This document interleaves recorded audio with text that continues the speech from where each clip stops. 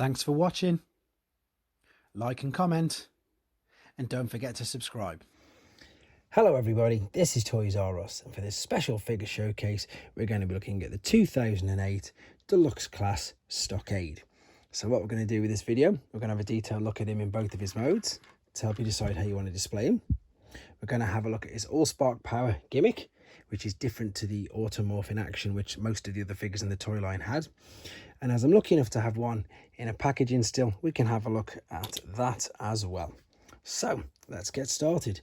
So of course this figure was released in line with the very first live action movie in 2007, and this came out just a year or so later. And if I'm being really honest, I do really like this figure. I think that it stands well. Yeah, it's quite chunky, it's quite stocky, but I just like the look of it. I think the colour scheme on it works absolutely brilliant, and I also really like the alternate mode, which I'll come to in a second. So for the figure itself, yes, the head will turn not all the way around, but there is a bit of articulation on it, up and down and a bit of side to side. You can see inside there the shoulders on the ball and socket joints. You've got full range of motion all the way around. We've got a waist tilt. I mean, bear in mind, this is obviously, as I say, quite an old deluxe figure. We've got full hip movement front and back, same with the knee, and it's even got ankle sort of rockers, not to the side though, just up and down.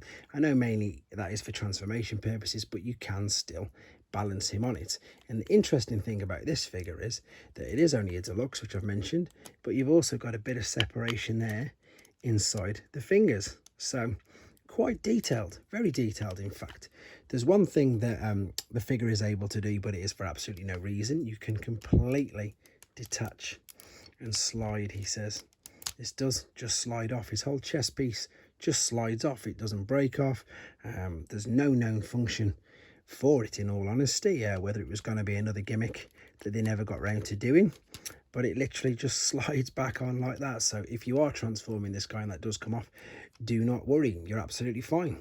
So I did mention that he does have a gimmick, and most of the, in fact pretty much all of the movie figures, they had an automorph technology gimmick, where this guy, as you can read, can we read it there on the top of the box there? See, it says all spark power, so it's slightly different. And what the gimmick is, if you look at the forearm here, I mentioned they're nice and chunky, and the main reason for that is because you can do this. So you can slide what would be like the roof rack, I suppose, out, and it will then obviously shoot out a huge, shoot out his punch fists at the forearm, and everything shoots out.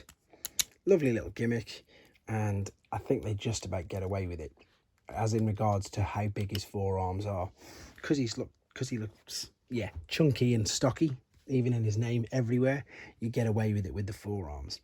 Before we look at the alternate mode, then let's have a quick look at the box for one. So there we go, Stockade Decepticon. There's his head sculpt. He's fully attached still in there. By the way, with the all-spark power, if this was the Japanese version, there'd be a tiny little all-spark here as well, but alas, we don't have that with the standard Hasbro versions.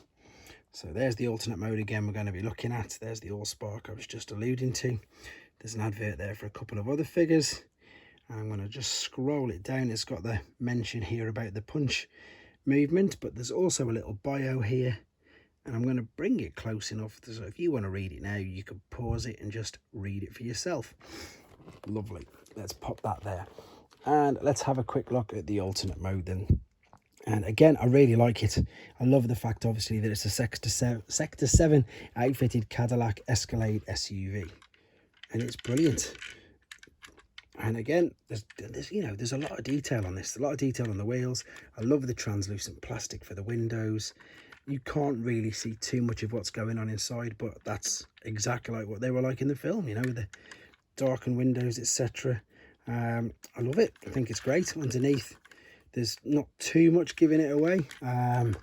It's just a great alternate mode. It really is. I think they couldn't have picked a better name. It looks stocky, it looks boxy, and it looks great in either mode, in all honesty. But there you go. Just thought we'd have a quick look at him. And there he is. So again, he was released in 2008 along the toy line for 2007 movie. I hope you enjoyed looking at him. I hope it brought back some nice memories. And yeah, if it helps your decision with whether you want to get one yourself. Okay guys, thanks for watching. Take care. Thanks for watching. Like and comment, and don't forget to subscribe.